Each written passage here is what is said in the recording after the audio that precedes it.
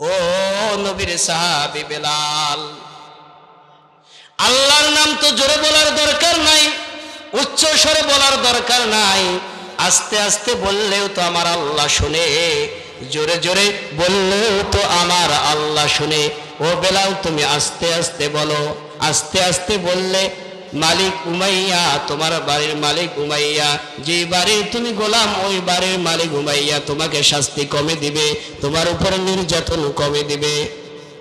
বেলাল হাবশী কিছুক্ষণ চুপচাপ, যে আল্লাহ রাসূলের সাহাবী আবু বকর সিদ্দিক রাদিয়াল্লাহু তাআলা আনহু তো ঠিকই কথা বলছে।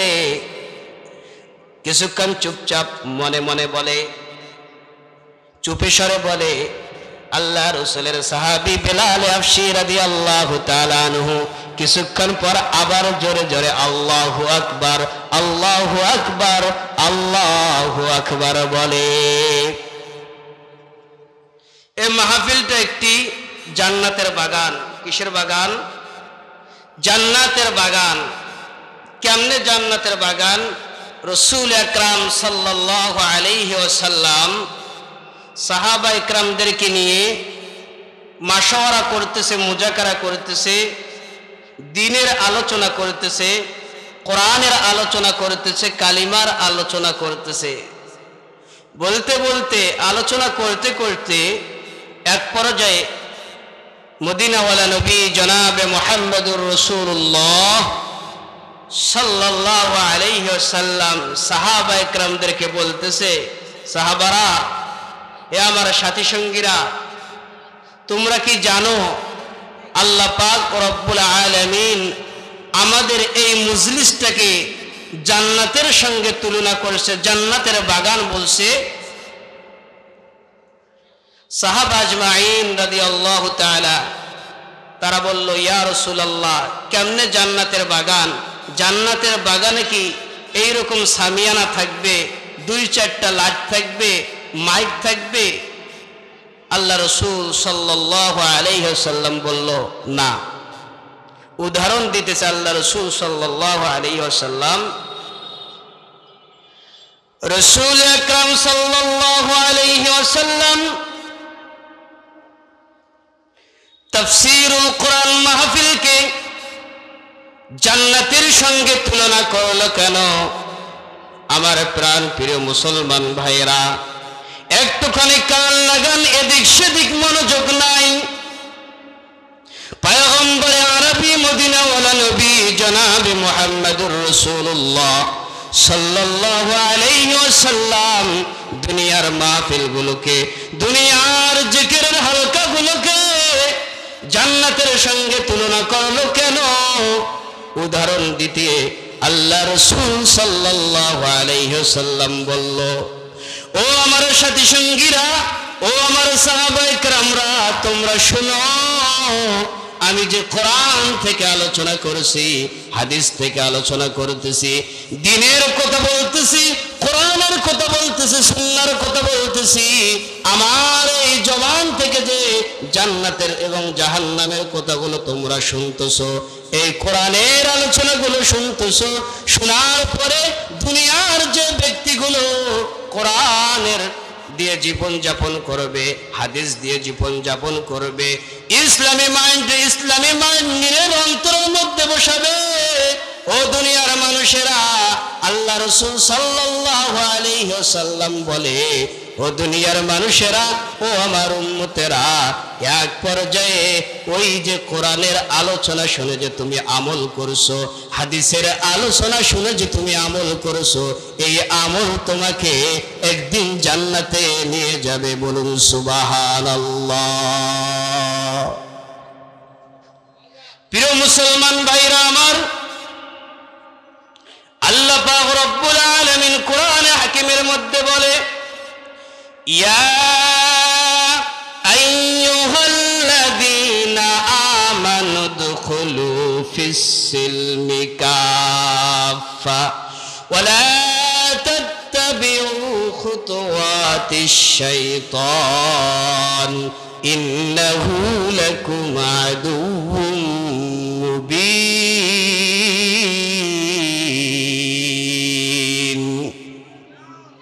আর একটু জোরে বলি আল্লাহু আকবার। মুসলমান ভাইরা রে আমার কোরআনুল কারীমের এক একটা আয়াতের তেলাওয়াত শেষ হবে যখন, আমি আমার শাহাদাত আঙ্গুল দিয়ে আপনাদেরকে ইশারা করব তখন, আর আমি আমার শাহাদাত আঙ্গুল দিয়ে আপনাদেরকে ইশারা করব যখন, আপনাদেরকে আল্লাহু আকবারে তাকবীর দিতে হবে তখন এই কর্মসূচি চলবে ততক্ষণ পর্যন্ত, আজকের মাহফিল চলবে যতক্ষণ পর্যন্ত এই কর্মসূচি বাস্তবায়ন করতে রাজি আছেন যারা যারা আমার আল্লাহকে দুহাত উত্তোলন করে দেখাইয়া দিন তারা তারা। নারায়ে তাকবীর, লিল্লাহি তাকবীর। আল্লাহ পাক রব্বুল আলামিন বলে, ইয়া আইয়ুহাল্লাযীনা আমানু, ও দুনিয়ার ঈমানদারেরা, ও দুনিয়ার ঈমানদার বান্দা বান্দিরা, উদখুলু, তোমরা প্রবেশ করো, ফিস সিলমি কাফা, পরিপূর্ণভাবে প্রবেশ করো, ইসলামের মধ্যে প্রবেশ করো। ওয়ালা তাত্তাবিউ খুতুওয়াতিশ শাইতান, আর তোমরা শয়তানের অনুসরণ করিও না। ইন্নাহু লাকুম আদুব্বুম মুবিন, আর শয়তান হচ্ছে তোমাদের প্রকাশ্য শত্রু। দুনিয়াতে দুই ভাগের লোক আছে, দুই শ্রেণীর লোক আছে। এক শ্রেণী আছে জান্নাতের পথে চলে, আর এক শ্রেণী আছে জাহান্নামের পথে চলে। দুনিয়াতে দুইটা রাস্তা আছে, একটা রাস্তা হচ্ছে জান্নাতের রাস্তা, যেই রাস্তাটা জান্নাতের দিকে, ওই রাস্তাটা হচ্ছে ডান দিকের রাস্তা, আর যেই রাস্তাটা হচ্ছে জাহান্নামের রাস্তা, ওই রাস্তাটা হচ্ছে বাম দিকের রাস্তা। আমার মুসলমান ভাই, আমরা যারা ডান দিকের রাস্তা ধরে ডান দিকের পথ চলে জান্নাতে যাইতে চাই, হাত উত্তোলন করে দেখাই। আমরা সবাই জান্নাতে যাইতে চাই। দুনিয়ার এমন কোন মানুষ নাই জান্নাতে যাইতে চায় না, সবাই জান্নাতে যাইতে চায়, সবাইয়ের কমন চাহিদা। যদি একজন হিন্দুকে বলি, অমুসলিমকে বলি, ভাই তুমি কোথায় যাইতে চাও, মরার পরে কোথায় যাইতে চাও, বলে স্বর্গে যাইতে চাই। স্বর্গ মানে সুখ শান্তির জায়গা, মরার পরে হিন্দুটাও স্বর্গে যাইতে চায়, সুখের জায়গায় যাইতে চায়, জান্নাতের নাজ নিয়ামত ভোগ করতে চায়। কিন্তু আমার ভাইয়েরা, এমন মুসলমানরাও আমাদের মধ্যে এমন কতগুলো মুসলমান আছে, তারা জান্নাতে যাইতে চায় কিন্তু হিন্দুর মতো দুনিয়ার জমিনে চলাফেরা করে, ঠিক কিনা? হিন্দুর মতো দুনিয়ার জমিনে চলাফেরা করে, খ্রিস্টানের মতো চলাফেরা করে, ইহুদির মতো চলাফেরা করে। উদাহরণ না দিলে বুঝে আসবে না। প্রাণপ্রিয় ভাইরা আমার, ও পাগলা বাজারের মুসলমানেরা, ও পাগলা বাজারের মা বোনেরা, কান লাগাইয়া শুনেন, দুনিয়ার বাজারে মুসলমান হয় আল্লাহ পাক রব্বুল আলামিন কিয়ামতের ময়দানে যাদেরকে মুসলমান বলবে না, যাদেরকে মুনাফিক বলবে, আল্লাহ পাক রব্বুল আলামিন কোরআন হাকিমের মধ্যে বলে, ওয়া মিনান নাসি মান ইয়াকুলু আমান্না বিল্লাহি ওয়া বিল ইয়াউমিল আখির ওয়া মা হুম বিমুমিনিন। আল্লাহু আকবার। আমার ভাইরা, আল্লাহ পাক রব্বুল আলামিনের রাসূল পয়গম্বর আরবি মদিনাওয়ালা নবী জনাবে মুহাম্মদুর রাসূলুল্লাহ সাল্লাল্লাহু আলাইহি ওয়াসাল্লাম কাফেরদের সঙ্গে আপোষ করেন নাই, কাফেরদের সঙ্গে মিল মোহাব্বত ছিল না। পয়গম্বর সাল্লাল্লাহু আলাইহি ওয়াসাল্লাম সাহাবা ইকরামদের সঙ্গে একসঙ্গে চলতেছে। দলের মধ্যে কিছু মুনাফিক মার্কা মুসলমান ছিল। কি ছিল? মুনাফিক মার্কা মুসলমান। আল্লাহ পাক রব্বুল আলামিন জিবরাইল আমিনকে পাঠাইয়া দিয়ে বলে, ও জিবরাইল, আমার পয়গম্বরের কাছে যাও, আমার দোস্তের কাছে যাও, আমার দোস্তের কাছে গিয়ে কোরআনুল কারীমের আয়াতটা স্মরণ করে দাও। ওয়া মিনান নাসি মান ইয়াকুলু আমান্না বিল্লাহি ওয়া বিল ইয়াউমিল আখির ওয়া মা হুম বিমুমিনিন। আল্লাহ পাক রব্বুল আলামিন বলে, নবী আমার,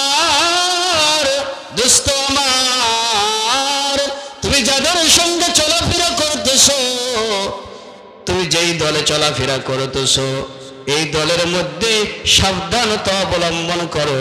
তোমার দলের মধ্যে কিছু মুনাফিক আছে, তারা তোমার সঙ্গে থাকে আর বলে ইয়া রাসূলুল্লাহ আমরা তোমার সঙ্গে আছি। যখন মুনাফিকের কাছে চলে যায়, যখন আবু জেহেলের কাছে চলে যায়, উতবা সাহেবা, ওলীদ ইবনে মুগিরা, আবু সুফিয়ানের কাছে যায়, তখন তারা বলে কাফেরের সঙ্গে যুক্ত হয়ে বলে ও কাফেরের লিডারেরা, ও আমার সাথী সঙ্গীরা, ও এলাকার বন্ধুরা, মুহাম্মদ সাল্লাল্লাহু আলাইহি ওয়াসাল্লামের দরবারে গিয়েছিলাম। মুহাম্মদ সাল্লাল্লাহু আলাইহি ওয়াসাল্লাম যে বুদ্ধি করতেছে, যে পরামর্শ করতেছে, সাহাবায়ে কেরামদের সঙ্গে যেই পরামর্শগুলো করতেছে, তারা কালিমার দাওয়াত আরো বাড়াইয়ে দিবে, কোরআনের দাওয়াত আরো বুলন্দ করবে। ও আবু জেহেল, জানো না আব্দুল্লাহর পুত্র মুহাম্মদ সাল্লাল্লাহু আলাইহি ওয়াসাল্লাম তার দাওয়াত, তার কালিমার দাওয়াত বেশি বেশি করে দেওয়া শুরু করছে। বলেন না আল্লাহু আকবার। আল্লাহ রাসূল সাল্লাল্লাহু আলাইহি ওয়াসাল্লাম 40 বছর বয়সে নবুয়ত পেয়েছে। কত বছর বয়সে? 40 বছর বয়সে নবুয়ত পেয়েছে। 40 বছরের আগে আল্লাহ রাসূল সাল্লাল্লাহু আলাইহি ওয়াসাল্লামের একজনও শত্রু ছিল না। মক্কা মদিনায় একজনও শত্রু ছিল না। আল্লাহ রাসূল সাল্লাল্লাহু আলাইহি ওয়াসাল্লামকে সবাই ভালো বলতো। আল আমিন উপাধি দিয়েছে। কি উপাধি দিয়েছে? আল আমিন উপাধি দিয়েছে, চিরসত্যবাদী বলে ডাকে।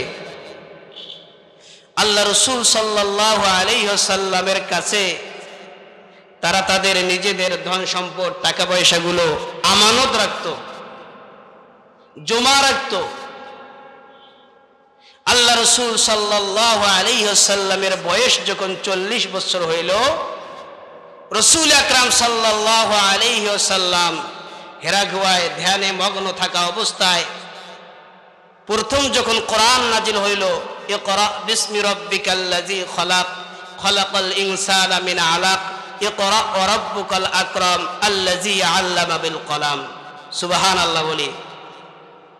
আল্লাহ রাসূল সাল্লাল্লাহু আলাইহি ওয়াসাল্লামের কাছে যখন কোরআন নাজিল হলো, আল্লাহ রাসূল সাল্লাল্লাহু আলাইহি ওয়াসাল্লাম এবার কোরআনের দাওয়াত শুরু করলো, ইসলামের দাওয়াত শুরু করলো, মানুষগুলোকে ভালোর পথে ডাকতেছে। আবার ভাইয়েরা,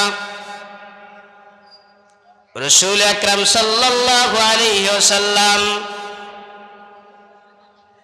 40 বছর বয়সে যখন নবুয়ত প্রাপ্ত হলেন, তার উপরে যখন কোরআন নাজিল হলো, পয়গম্বর সাল্লাল্লাহু আলাইহি ওয়াসাল্লাম কোরআনের দাওয়াত দিতেছে, কোরআন তেলাওয়াত করতেছে। মক্কার সাধারণ কোন কাফের নয়, কাফেরদের যারা লিডার ছিল, উতবা সাহেবা, ওলীদ ইবনে মুগিরা, আবু সুফিয়ান, আল্লাহ রাসূলের কোরআন তেলাওয়াত শোনার জন্য তারা তাদের নিজেদের ঘর বাড়ি ছেড়ে দিয়ে, বিছানা বালিশ ছেড়ে দিয়ে, আরামের ঘুমকে বাদ দিয়ে আল্লাহর পয়গম্বরের জান্নাতি কণ্ঠে কোরআনুল কারীম শোনার জন্য তারা ঘরের আশেপাশে দাঁড়াইয়া থাকতো। সুবহানাল্লাহ। রব্বুল আলামিনের নবী সাল্লাল্লাহু আলাইহি ওয়াসাল্লাম কোরআনের দাওয়াত দিতেছে, দলে দলে মুসলমান হইতেছে, কাফেরের দলের সংখ্যা কমে যাইতেছে, রাসূলের দল ভারী হইতেছে, মুসলমানের সংখ্যা বাইরে যাইতেছে, আল্লাহ রাসূলের সাহাবীরা বাড়তেছে, আল্লাহ রাসূলের সাহাবীদের ঈমান বুলন্দ হইতেছে, বাড়তে আছে। আল্লাহ রাসূলের একজন জলিলুল কদর সাহাবী হযরত বেলাল হাবশী রাদিয়াল্লাহু তাআলা আনহু ইসলাম গ্রহণ করলেন, কালিমার দাওয়াত গ্রহণ করলেন। হযরত বেলাল হাবশী রাদিয়াল্লাহু তাআলা আনহু কালিমার দাওয়াত যখন গ্রহণ করলো, হযরত বেলাল হাবশী রাদিয়াল্লাহু তাআলা আনহু গরীব মানুষ ছিল, তার কোনো চেহারা তেমন সুন্দর ছিল না, ধন সম্পদ টাকা পয়সা বেশি ছিল না, পোশাকও সেই রকম দামি ছিল না। আল্লাহ রাসূলের সাহাবী হযরত বিলাল হাবশী রাদিয়াল্লাহু তাআলা আনহু রাসূলের হাতে হাত দিয়ে কালেমা পড়ে যখন ইসলাম গ্রহণ করলো, বিলাল হাবশী রাদিয়াল্লাহু তাআলা আনহু একজনের বাড়ির গোলাম ছিল। উমাইয়া নামক এক ব্যক্তির বাড়ি গোলাম ছিল। উমাইয়া ছিল ইহুদি। কি ছিল? উমাইয়া ছিল ইহুদি। বিলাল হাবশী রাদিয়াল্লাহু তাআলা আনহুকে বাজার থেকে, আরবের বাজার থেকে ক্রয় করে তার বাড়ির গোলাম বানাইছে। ইহুদি উমাইয়া যখন উমাইয়ার বাড়ির গোলাম, বিলাল হাবশী রাদিয়াল্লাহু তাআলা আনহু যখন উমাইয়ার বাড়ির গোলাম, ইহুদি উমাইয়ার ছাগল চড়ায়, গরু চড়ায়, উট চড়ায়, দুম্বা চড়ায় মাঠের মধ্যে। বিলাল হাবশী রাদিয়াল্লাহু তাআলা আনহু চুপে চুপে ইসলাম গ্রহণ করছে। বিলাল হাবশী রাদিয়াল্লাহু তাআলা আনহু যখন উমাইয়ার বাড়ির উট, দুম্বা, ছাগলগুলো যখন মাঠের মধ্যে খাওয়ানোর জন্য নিয়ে যায়, বিলাল হাবশী রাদিয়াল্লাহু তাআলা আনহু তার ছাগল, গরু, উট, দুম্বাগুলো মাঠের মধ্যে ছেড়ে দেয়। আর মাঠের এক জায়গায় বসে বিলাল হাবশী রাদিয়াল্লাহু তাআলা আনহু কালিমা পড়ে, লা ইলাহা ইল্লাল্লাহ, লা ইলাহা ইল্লাল্লাহ। কোন সময় ইল্লাল্লাহ ইল্লাল্লাহর জিকির করে, কোন সময় আল্লাহু আকবার বলে জিকির করে, কোন সময় লা ইলাহা ইল্লাল্লাহ বলে, কোন সময় মুহাম্মাদুর রাসূলুল্লাহ বলে। ও দুনিয়ার মুসলমান, বিলাল হাবশী রাদিয়াল্লাহু তাআলা আনহু আল্লাহর নবীর প্রাণ প্রিয় সাহাবী, আল্লাহর নবীর পছন্দের সাহাবী বিলাল হাবশী রাদিয়াল্লাহু তাআলা আনহু মাঠের মধ্যে যখন দুম্বা ছাগলগুলো ছেড়ে দিয়েছে আর মাঠের এক জায়গায় বসে জিকির করতেছে, বাকি কাফেরের যে পরাজয়গুলো ছিল, কাফেরের দলের লোকগুলো যে ছিল, এই লোকগুলো তাকাইয়ে দেখে বিলাল হাবশী রাদিয়াল্লাহু তাআলা আনহু যে ছাগলগুলোকে ছেড়ে দিয়েছে মাঠের মধ্যে, এগুলোকে ছেড়ে দিয়েছে মাঠের মধ্যে, এই ছাগল আর দুম্বাগুলো কোনো খাওয়া খায় না, ঘাস খায় না, পানি খায় না। আল্লাহ রাসূলের সাহাবী বিলাল হাবশী রাদিয়াল্লাহু তাআলা আনহুর চতুর্দিকে পশুগুলো, উট, দুম্বা, ছাগলগুলো দাঁড়াইয়া দাঁড়াইয়া বিলাল হাবশী রাদিয়াল্লাহু তাআলা আনহুর দিকে তাকাইয়া দেখে, আর দেখে তাকাইয়া দেখে, আর তারা চুপচাপ থেকে কোনো নড়াচড়া নাই। বিলাল হাবশী রাদিয়াল্লাহু তাআলা আনহু যখন জিকির বন্ধ করে, ছাগলগুলো মরুভূমির পাথরগুলো চাটাচাটি করে, তাদের জিহ্বা দিয়ে চাটাচাটি করে।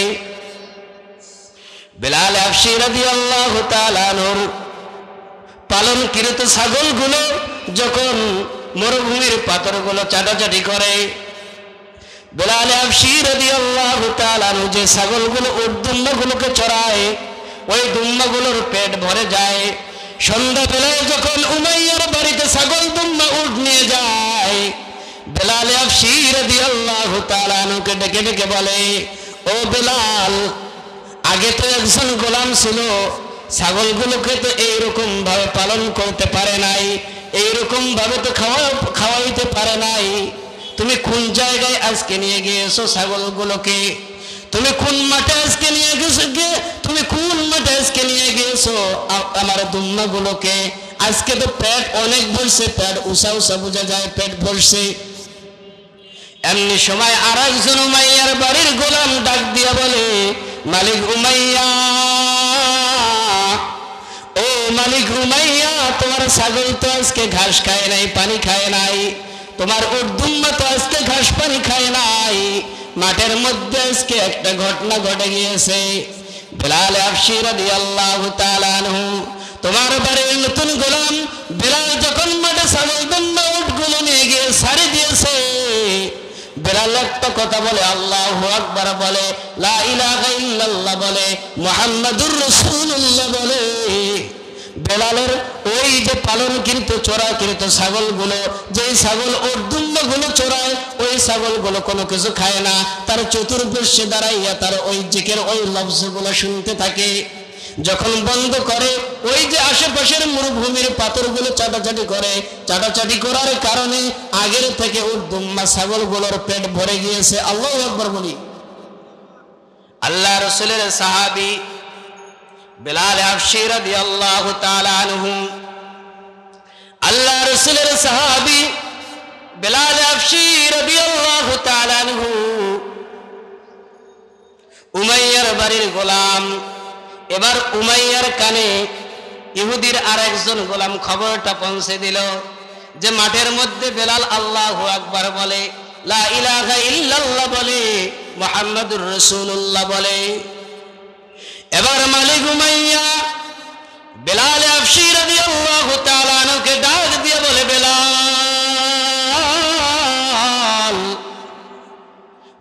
তুমি মরুভূমির মধ্যে এগুলো কি বলছো? আল্লাহু আকবার বলছো কেন? লা ইলাহা ইল্লাল্লাহ বলছো কেন? মুহাম্মাদুর রাসূলুল্লাহ বলছো কেন? বেলাল, কারণ কি? কারণ কি?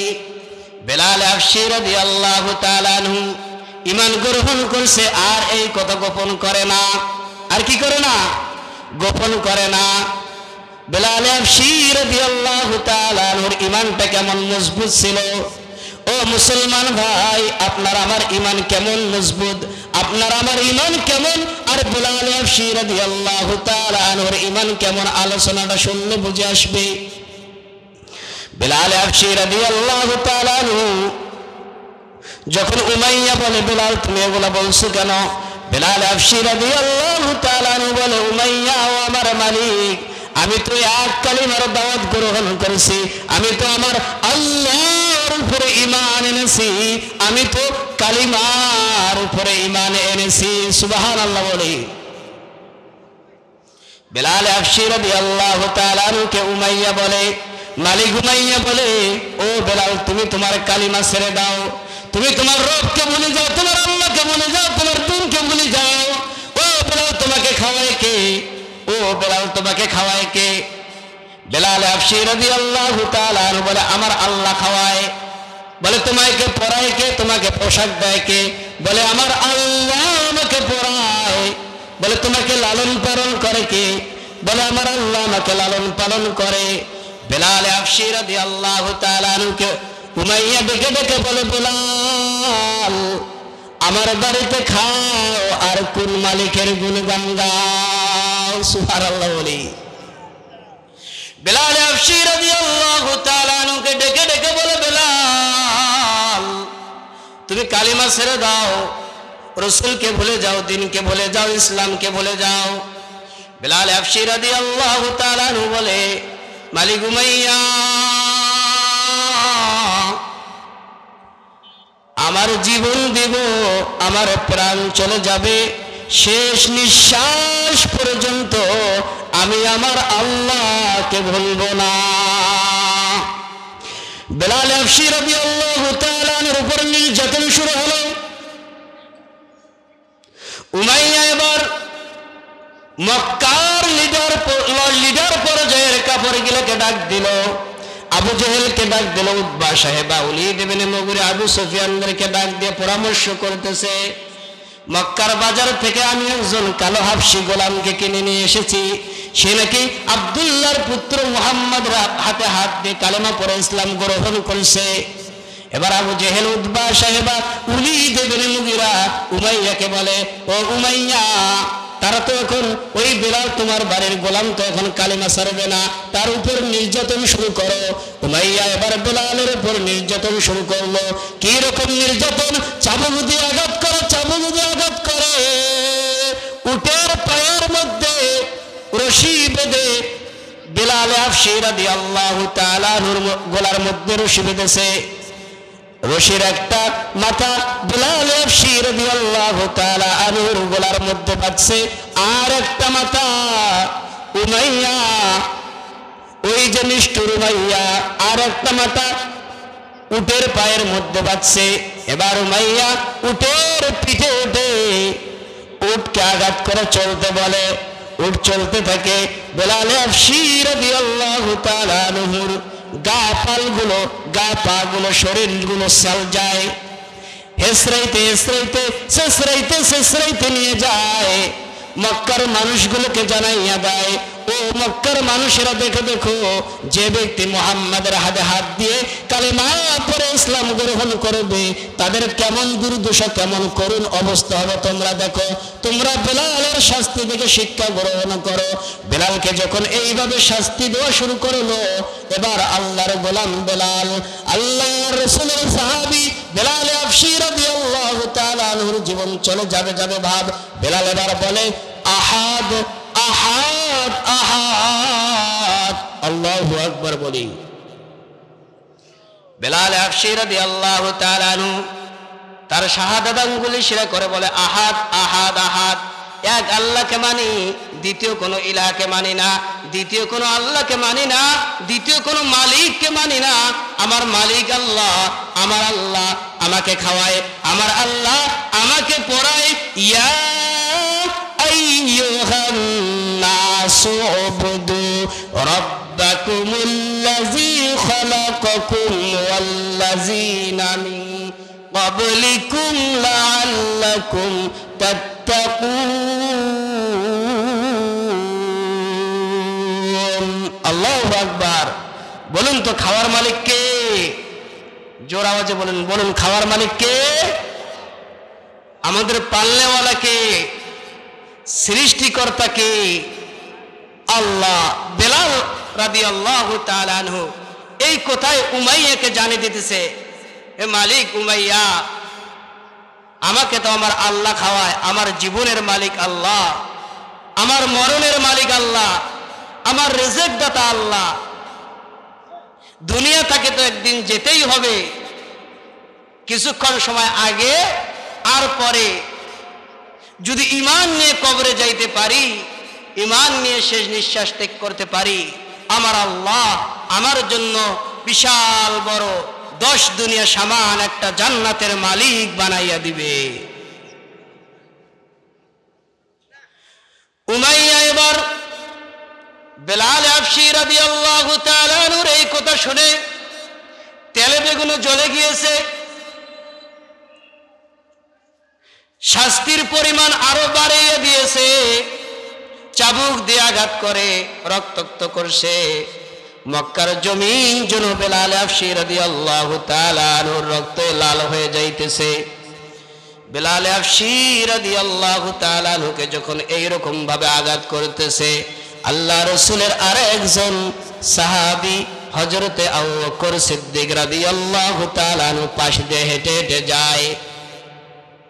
বেলালকে ডাক দিয়া বলে, বেলাল, ও নবীর সাহাবী বেলাল, আল্লাহর নাম তো জোরে বলার দরকার নাই, উচ্চ স্বরে বলার দরকার নাই, আস্তে আস্তে বললেও তো আমার আল্লাহ শুনে, জোরে জোরে বললেও তো আমার আল্লাহ শুনে। ও বেলাল, তুমি আস্তে আস্তে বলো, আস্তে আস্তে বললে মালিক উমাইয়া, তোমার বাড়ির মালিক উমাইয়া, যে বাড়ির তুমি গোলাম, ওই বাড়ির মালিক উমাইয়া তোমাকে শাস্তি কমে দিবে, তোমার উপরে নির্যাতন কমে দিবে। বেলাল হাবশী কিছুক্ষণ চুপচাপ, যে আল্লাহ রাসূলের সাহাবী আবু বকর সিদ্দিক রাদিয়াল্লাহু তাআলা আনহু তো ঠিকই কথা বলছে। কিছুক্ষণ চুপচাপ মনে মনে বলে, চুপে স্বরে বলে, আল্লাহ রাসূলের সাহাবী বেলাল হাবশী রাদিয়াল্লাহু তাআলা আনহু কিছুক্ষণ পর আবার জোরে জোরে আল্লাহু আকবার, আল্লাহু আকবার, আল্লাহু আকবার বলে। বেলাল হাবশী রাদিয়াল্লাহু তাআলা আনহুকে জিজ্ঞাসা করা হলো, এই বেলাল, তোমাকে যে আস্তে বলার জন্য বলা হইতেছে, আল্লাহর নাম চুপে চুপে বলতে বলা হইতেছে, কেন জোরে জোরে বলতেছো? বেলাল হাবশী রাদিয়াল্লাহু তাআলা আনহু উত্তরে বলে, ও আল্লাহর নবীর সাহাবী আবু বকর, ভিতরের খবর তো জানো না। যখন আমি আমার আল্লাহর নাম, আমার রবের নাম আমি জোরে জোরে আমার জবান দিয়ে উচ্চারণ করি, উমাইয়া যখন আমাকে জোরে জোরে আঘাত করে, যখন আস্তে আস্তে বলি উমাইয়া তখন আমাকে আস্তে আস্তে আঘাত করে। যখন জোরে জোরে বলি আল্লাহর নাম, আমার রবের নাম আল্লাহু আকবার, যখন জোরে জোরে বলি মালিক উমাইয়া, ইহুদি মালিক উমাইয়া আমাকে জোরে জোরে আঘাত করে। যখন আস্তে আস্তে বলি আমাকে আস্তে আস্তে আঘাত করে। ও আবু বকর, ও আল্লাহর নবীর সাহাবী আবু বকর যখন জোরে জোরে আঘাত করে আর আমি যখন জোরে জোরে আল্লাহু আকবারের ধ্বনি দেই, আমার আল্লাহ আমাকে তার 8টি জান্নাতের দরজা আমার 2 চোখ দিয়ে দেখা যায়।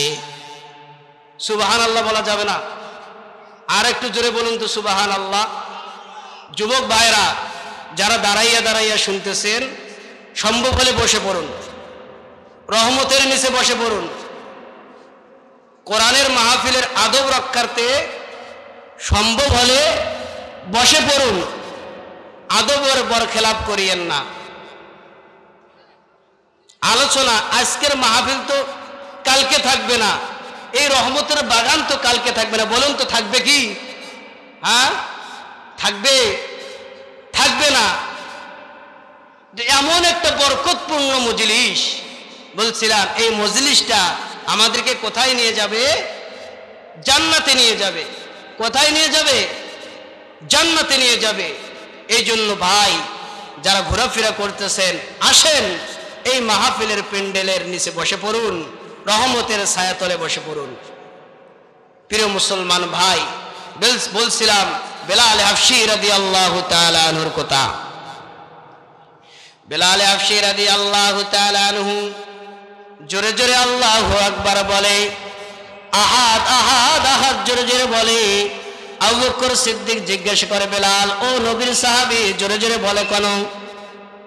বলে আল্লাহর নবীর সাহাবী আবু বকর, যখন আমি আল্লাহর নাম জোরে জোরে বলি আর উমাইয়া যখন আমাকে চাবুক দিয়ে আঘাত করে, আমি চাবুকের কথা আমার খেয়াল থাকে না, আঘাতের কথা খেয়াল থাকে না, আমি আঘাত অনুভব করতে পারি না। আমার আল্লাহ আমার উপরে খুশি হয়ে তার 8টা জান্নাত আমাকে দেখাইয়া দেয়। আমার ভাইরা, আবু বকর সিদ্দিক রাদিয়াল্লাহু তাআলা আনহু পয়গম্বর সাল্লাল্লাহু আলাইহি ওয়াসাল্লামের কাছে গেল, গিয়ে বলতেছে, ইয়া রাসূলুল্লাহ, ইয়া হাবিবাল্লাহ, ওগো আল্লাহর দোস্ত, তোমার হাতে হাত দিয়ে যে ওই বেলাল হাফসি রাদিয়াল্লাহু তাআলা আনহু কিছুদিন আগে তোমার হাতে হাত দিয়ে কালেমা পড়ে ইসলাম গ্রহণ করেছে, কালেমা গ্রহণ করেছে, ওই বেলাল উমাইয়ার বাড়ির গোলাম হয়েছে। উমাইয়া কালেমা গ্রহণ করার কারণে মালিক উমাইয়া তাকে আঘাত করতে, নির্যাতন করতেছে, নির্যাতনের লিস্টিমলার চালাইতেছে, তাকে আজাদ করতে হবে। ও আল্লাহর নবী, ও মদিনাওয়ালা নবী, ও মক্কাওয়ালা নবী, ও রহমতের নবী, অনুমতি যদি দাও, আমি আবু বকর উমাইয়ার কাছ থেকে আপনার সাহাবী বেলাল হাফসি রাদিয়াল্লাহু তাআলা আনহুকে ক্রয় করে আজাদ করে নিয়ে তোমার দরবারে নিয়ে আসবো। বলুন সুবহানাল্লাহ।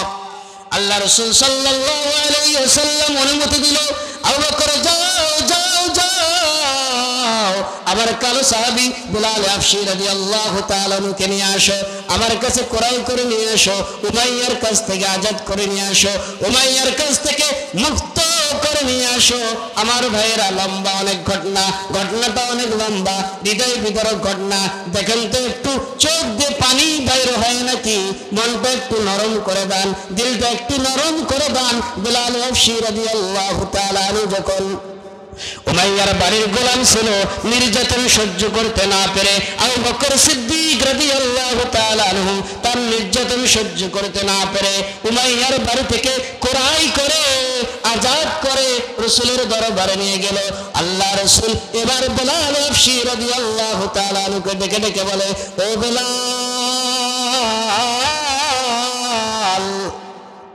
উমাইয়ার বাড়িতে কেমন শাস্তি ছিল আমার সাহাবা کرامদেরকে একটু বলো। উমাইয়ার বাড়ির শাস্তি কেমন ছিল আমার সাহাবা کرامদেরকে একটু বলো, একটু শোনাও। তোমাকে এমন নির্যাতন করেছে, এমন চাবুকের আঘাত করেছে, রশি দিয়ে গলার মধ্যে রশি বেঁধে মদিনা মক্কা মদিনার রাস্তার মধ্যে হেসরাইয়ে টানছে, তোমার শরীর তো ফসকা পড়েছে, তোমার শরীরের মধ্যে তো ঘা হয়েছে, তোমার শরীরের ঘাগুলো তো এখনো শুকায় নাই বেলাল, আমার উপস্থিত সাহাবা একরামদেরকে একটু শোনাও, ঘটনাগুলো একটু শোনাও। এবার বেলাল হাবশী রাদিয়াল্লাহু তাআলা আনহু দু চোখের পানি ছেড়ে দিয়ে বলে, ও নবীর সাহাবীরা রে, ও নবীর সাহাবীরা, আমি গরিব মানুষ, আবার চেহারা সুন্দর নয়, আমি গোলামের ছেলে, গোলাম, আমার বাড়ি হাবশী দেশে পারস্যে, আমি মক্কায় এসেছি, আরব দেশে এসেছি। উমাইয়া আমাকে ক্রয় করে নেওয়ার পরে আমার উপরে এমন নির্যাতন শুরু করছে, উপস্থিত সাহাবীরা, এমন নির্যাতন শুরু করছে, কিছুদিন ধরে আমাকে নির্যাতন করতেছে। মক্কার মানুষগুলো কেউ কিছু বলে না, সবাই দেখে আর চলে যায়, সবাই দেখে আর চলে যায়, সবাই দেখে আর চলে যায়, কেউ কিছু বলে না। মক্কার মানুষগুলোর অন্তর কি একটু দয়া নাই, একটু দয়া নাই। আল্লাহ রাসূলের জলিলুল কদর সাহাবী খলিফাতুর রাসূল হযরত আবু বকর সিদ্দিক রাদিয়াল্লাহু তাআলা আনহু রাস্তা দিয়ে হেঁটে হেঁটে যায়, আমার চিৎকার কান্নাকাটি শুনে থমকে দাঁড়াইল।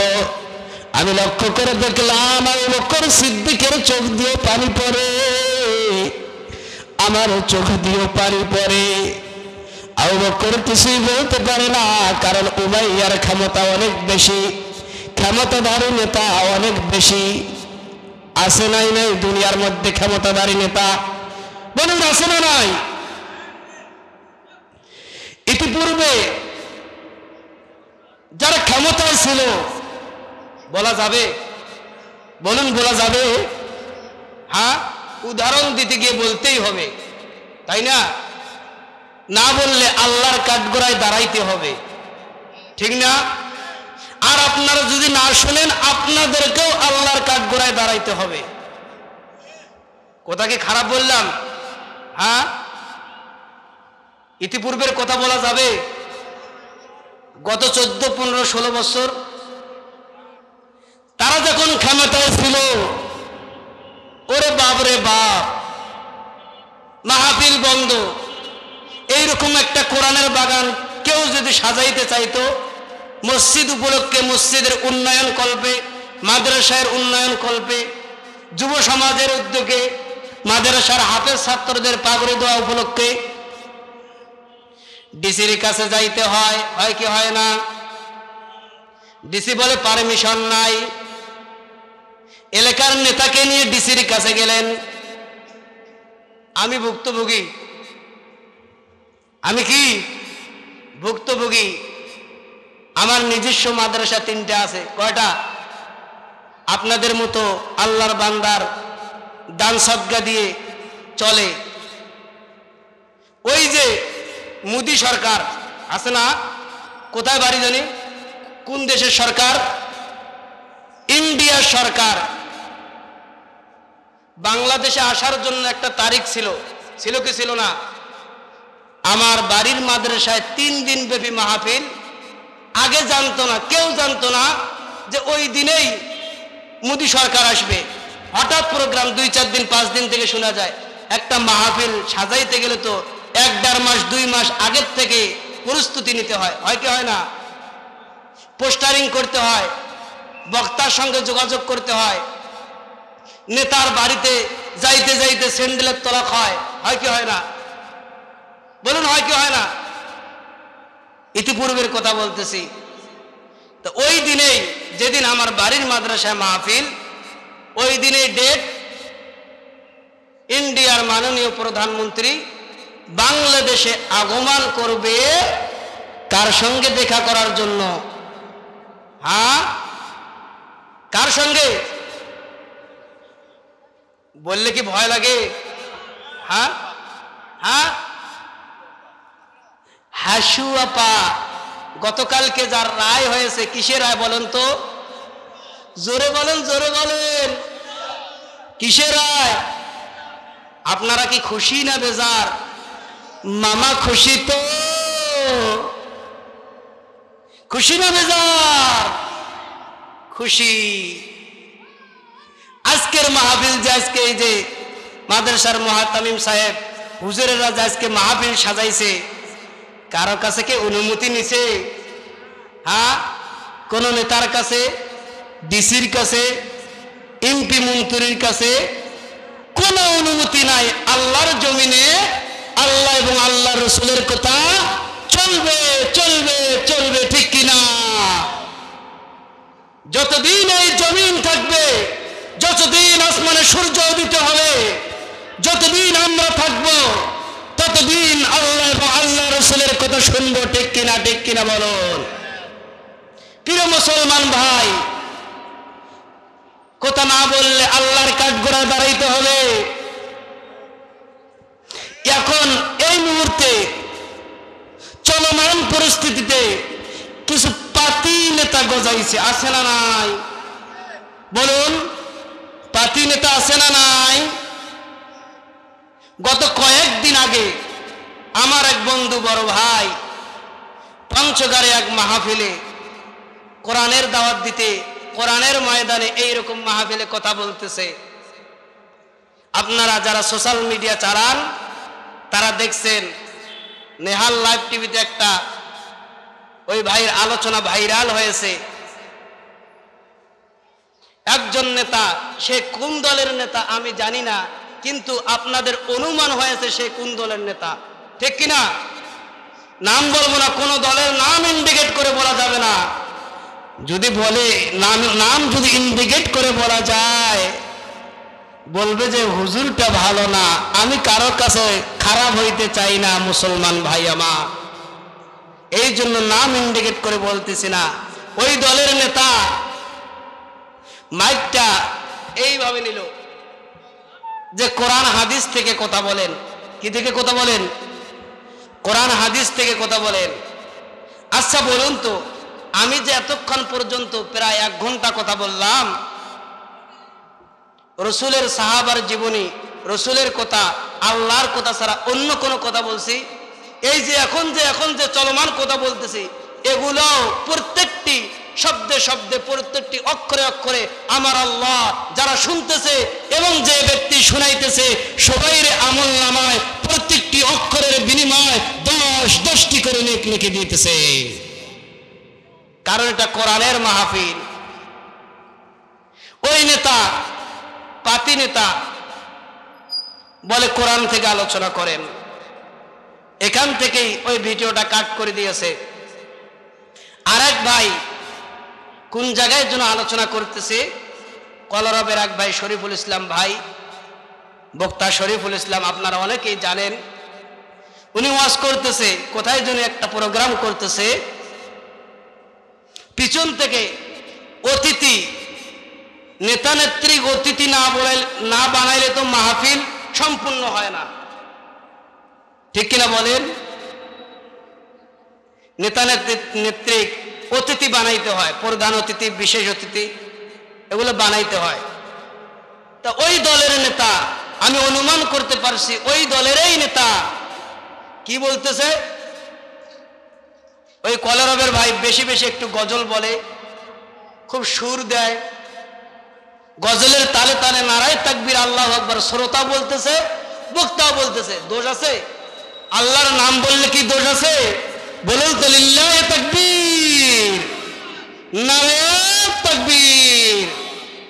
ওই ভাই এইরকম ভাবে তাকবীর দিতেছে, পিছন তাকিয়ে এক নেতা উঠে এসে বলতেছে কোরআন হাদিস থেকে আলোচনা করেন। আরে ভাই নেতা, ওই নেতাকে আমি বলতে চাই, কোরআন হাদিসের তুমি কি বুঝো? কোরআনের তুমি কি বুঝো? পাতি নেতা, তুমি কি বুঝো? কোরআনের হাদিসের কি বুঝো? যারা কোরআনের মঞ্চে বসে কথা বলে, এক একজন কোরআনের পাখিরা 12 বছর 14 বছর কোরআন নিয়ে গবেষণা করে এই মঞ্চে বসে, ঠিক কিনা? যে ব্যক্তি ওই পাতি নেতা সূরা ফাতিহা, সূরা ইখলাস বোম মারলেও তার জবান দিয়ে বাইরে হবে না, হবে কি বলেন? শুদ্ধভাবে বলতে পারবে? বলেন, বলতে পারবে না। ওই হচ্ছে আলেমের ভুল ধরার জন্য যে কোরআন হাদিস থেকে কথা বলেন। আমার ভাইয়েরা, যাদের এরকম অভ্যাস আছে, এই অভ্যাসগুলো পরিহার করবেন। এখনো যাদের সামনে কোরআনের কথা বললে গায়ে পায়ে জ্বালা পোড়া সৃষ্টি হয়, হযরত বিলাল হাবশির মতো ঈমান অন্তরের মধ্যে বসান, ঠিক কিনা? আমার ভাইয়েরা, বেশিক্ষণ কথা বলবো না। হযরত বিলাল হাবশি রাদিয়াল্লাহু তাআলা আনহু ঘটনাগুলো রাসূলের দরবারে সাহাবায়ে কেরামদের সামনে বলতেছে। বলতে বলতে বিলাল হাবশি রাদিয়াল্লাহু তাআলা আনহু আর বলতে পারে না, ডুকরে ডুকরে কান্না করতেছে। আছে না যারা কান্না, অনেক ব্যক্তি আছে কান্না করে, যখন কান্না শুরু হয় কোনো কথা বলতে পারে না, আছে না নাই?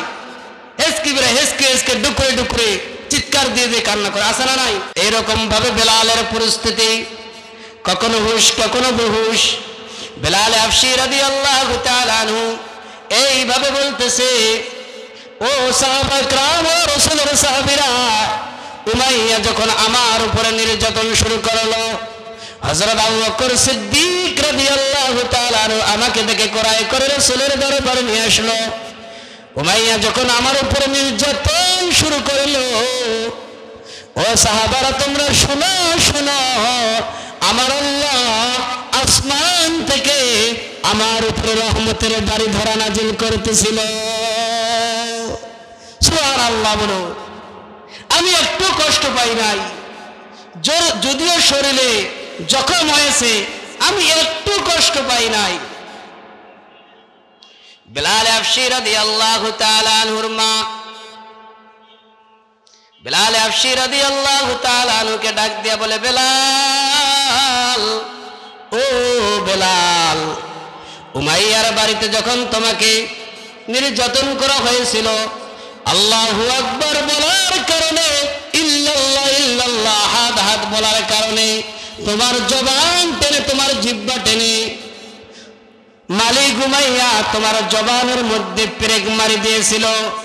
ও বেলাল, আমি তোমার মা, আমি সহ্য করতে পারি নাই, আমি সহ্য করতে পারি নাই। ও বেলাল, আমি তোমার মা, তোমার ওই কথা, তোমার ওই নির্যাতনের কথা আমার যখন মনে পড়ে, আমার হৃদয়টা দুমড়ে মুচড়ে চলে যায়, আমার কলিজাটা খানখান হয়ে যায়। ও বেলাল, তুমি এই নির্যাতন সহ্য করেছো কেমনে রে বেলাল? এই নির্যাতন কেমনে তুমি সহ্য করছো বেলাল? বিলাল হাবশি রাদিয়াল্লাহু তাআলা আনহু ডাক দিয়ে বলে, আমার মা, ও আমার মা,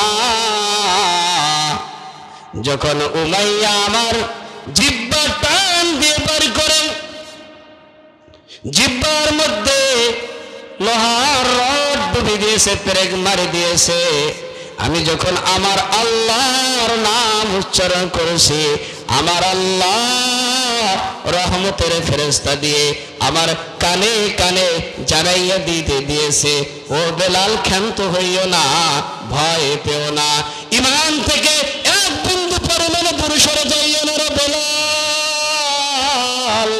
শাস্তি দিতে দিতে উমাইয়া যদি তোমার জান নিও নাই, এক বিন্দু পরিমাণ ঈমান থেকে দূরে সরে যাইও না। ও বেলাল, মরতে দেরি হবে, আমার আল্লাহ তোমার কবরটা জান্নাতের বাগান বানাইতে দেরি করবে না। যে তু মেরা তু সব মেরা, যে তু মেরা তু সব মেরা, फलक मेरा जमी मेरी, अगर तू एक नहीं मेरा तो कोई शय नहीं मेरी, अगर तू एक नहीं मेरा तो कोई शय नहीं मेरी। अल्लाह बोले, ओ कुल कायनातेर অধিবাসীরা, যে ব্যক্তি আল্লাহর গোলামীর জিনজিরিটা তার গলায় পরাইয়া নেয়, আমি আল্লাহ কুল কায়নাতের মালিক তোমাদেরকে বলতেছি, যে ব্যক্তি যে আমার বান্দা বান্দি তার গোলামির জিনজিরিটা আমার গলায় পরাইয়া আমার রহমতের জিনজিরিটা নিজের গলায় পরাইয়া নাই, আমি কুল কায়নাতের যত মাখলুক আছে আমি রব ওই বান্দা বান্দির গোলাম বানাইয়া দে। বলুন সুবহানাল্লাহ, বলুন সুবহানাল্লাহ। কি জবান দিয়ে বাইরে হয় না? আমার কৃষক ভাই শ্রমিক ভাই একটা কথা বইলা যায়, আমার কৃষক ভাই শ্রমিক ভাই একটা কথা বলে যায়, জেনে রাখো ইসলাম ছাড়া শান্তি কোথাও নাই, ঠিক কিনা? আমার কৃষক ভাই শ্রমিক ভাই একটি কথা বলে যায়, জেনে রাখো ইসলাম ছাড়া শান্তি কোথাও নাই। সুখের মালিক আল্লাহ তাআলা, অন্য কেউ নাই। সুখের মালিক আল্লাহ তাআলা, অন্য কেউ নাই কৃষক ভাই, ঠিক কিনা? আমার কৃষক ভাই শ্রমিক ভাই একটি কথা বইলা যায়, জেনে রাখো ইসলাম ছাড়া শান্তি কোথাও নাই। দেখলাম কত নেত্রী নেতা, দেখলাম কত নেত্রী নেতা মিঠা মিঠা বলল কথা, আছে না নাই?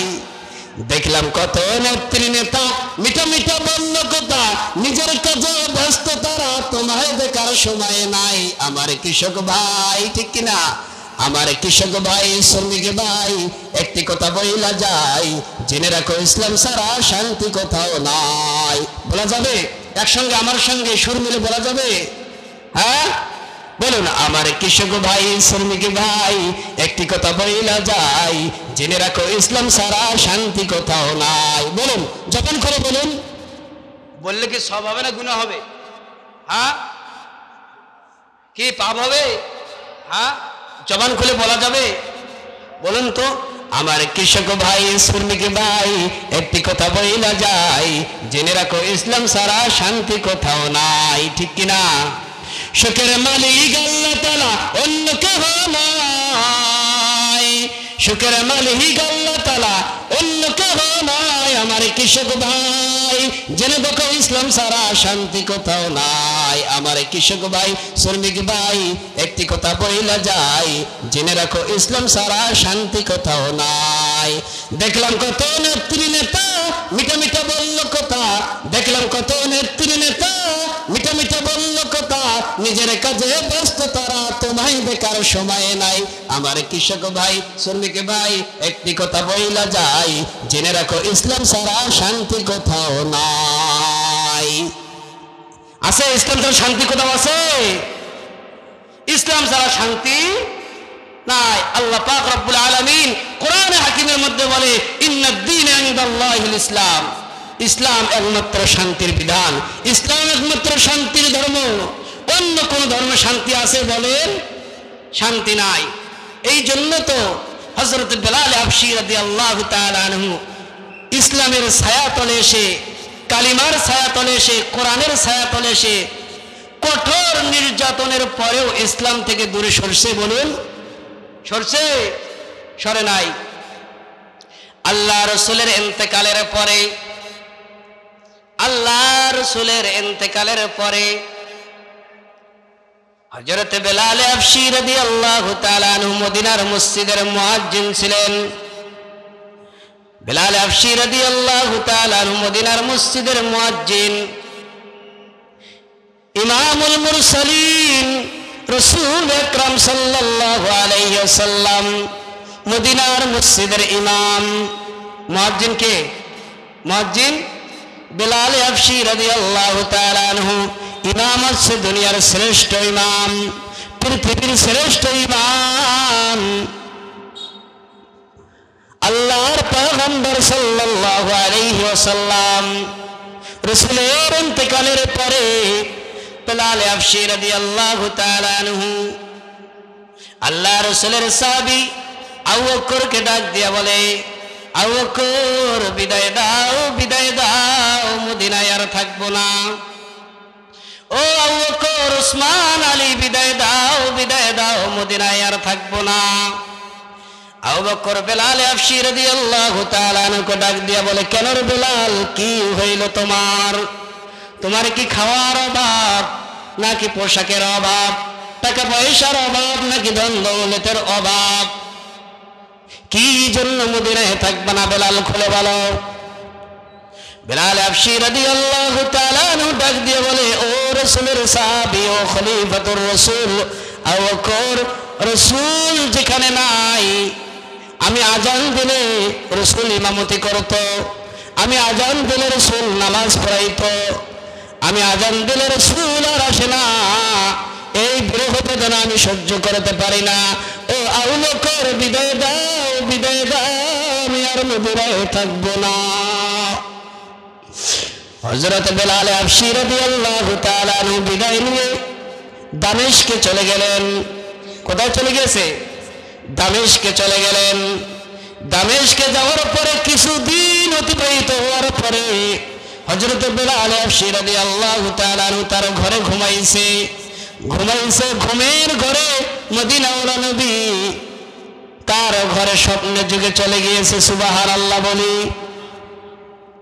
বেলাল হাবশী রাদিয়াল্লাহু তাআলা আনহু রাসূলের কথা স্মরণ করতে করতে বেলাল হাবশী রাদিয়াল্লাহু তাআলা আনহু ঘুমিয়ে গিয়েছে। কান্না করতে করতে ঘুমিয়ে গিয়েছে, শরীর ক্লান্ত হয়ে ঘুমিয়ে গিয়েছে। বেলাল হাবশী রাদিয়াল্লাহু তাআলা আনহু যখন ঘুমাইছে, মদিনাওয়ালা নবী স্বপ্নের মধ্যে বেলাল হাবশী রাদিয়াল্লাহু তাআলা আনহুকে দেখা দিলেন। দেখাইয়া বলে, দেখা দিয়ে